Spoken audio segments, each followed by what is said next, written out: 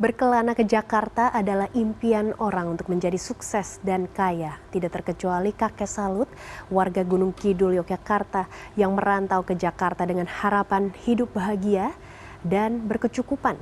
Sayang, saudara di kampungnya malah membakar rumahnya hingga tidak bisa pulang ke Gunung Kidul. Dan kini di usia senja, kakek Salut bertahan dengan berjualan susu kedelai di Jakarta. Saya itu pok saya itu tinggal satu doang di sana. Pok saya udah 75, tapi masih seger juga sih. Nggak ada HP, nggak ada kabar lagi. Nggak ada kabarnya, Mas. Nggak ada komunikasi.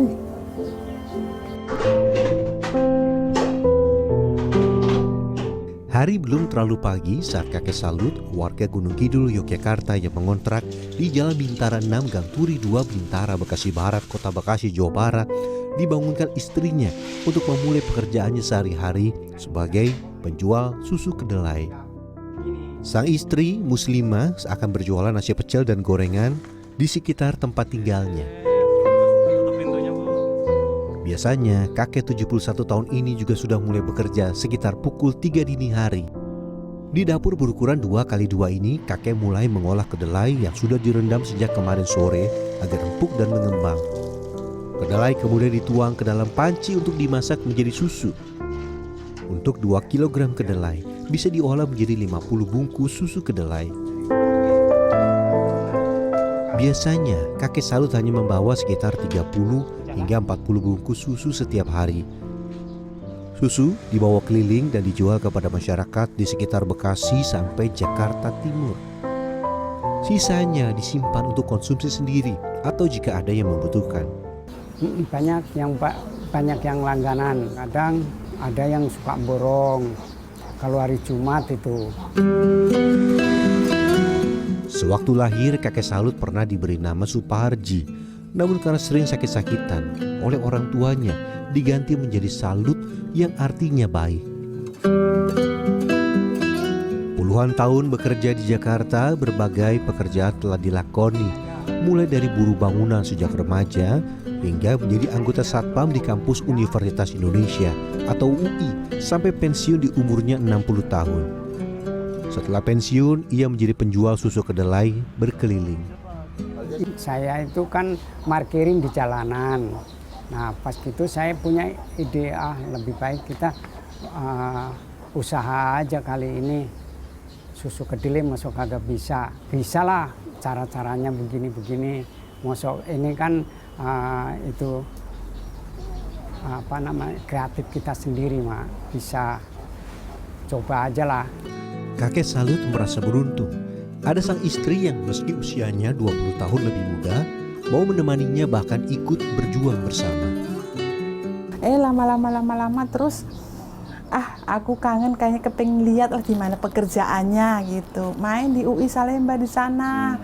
Begitu main di UI Salemba terus lama-lama terus akhirnya ngobrol, nikah aja sama saya. Waduh, memangnya gimana gitu. Gimana aja sama-sama ini seneng ya gitu, ya udah berumah tangga sama dia, udah. Di tempat tinggalnya sekarang, Salut dan istrinya yang telah berusia 50 tahun hidup bersama dengan satu anak perempuan yang kini masih duduk di bangku SMA. Rute yang dilalui kakek Salut setiap hari lumayan jauh, mulai dari Bintara, Bekasi, Jawa Barat, melewati pasar, tembusan tol Cakung, Jakarta Timur, hingga Pasar Bintara, kemudian ke Pondok Kopi. Kadangkala ia akan menaiki sepeda yang sudah butut, namun kadangkala sepeda dituntun jika melewati jalan menanjak. Di satu sisi kasihan, dia juga kan butuh ini juga kan, butuh buat kehidupan dia. Jadi Mas menghargai bahwa dia masih berusaha. Selagi dia masih sehat kan. Ya kedelainya berasa, ya manisnya juga pas.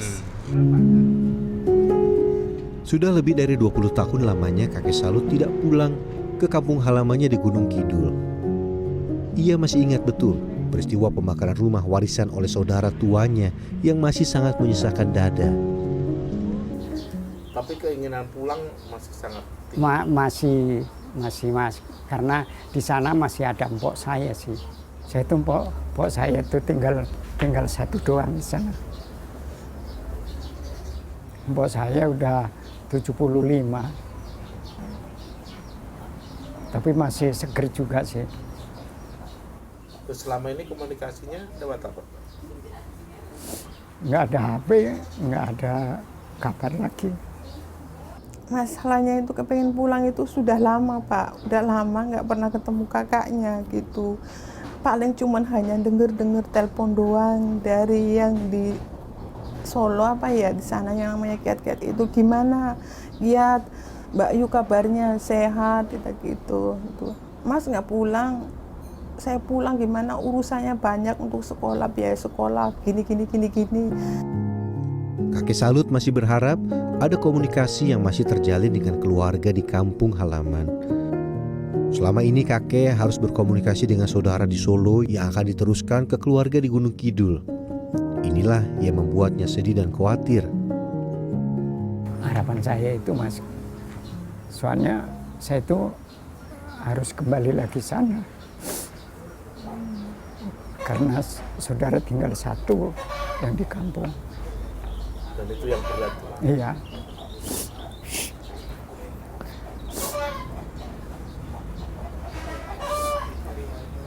Saudara perempuan paling berat itu. Aku yang paling sayang banget sih.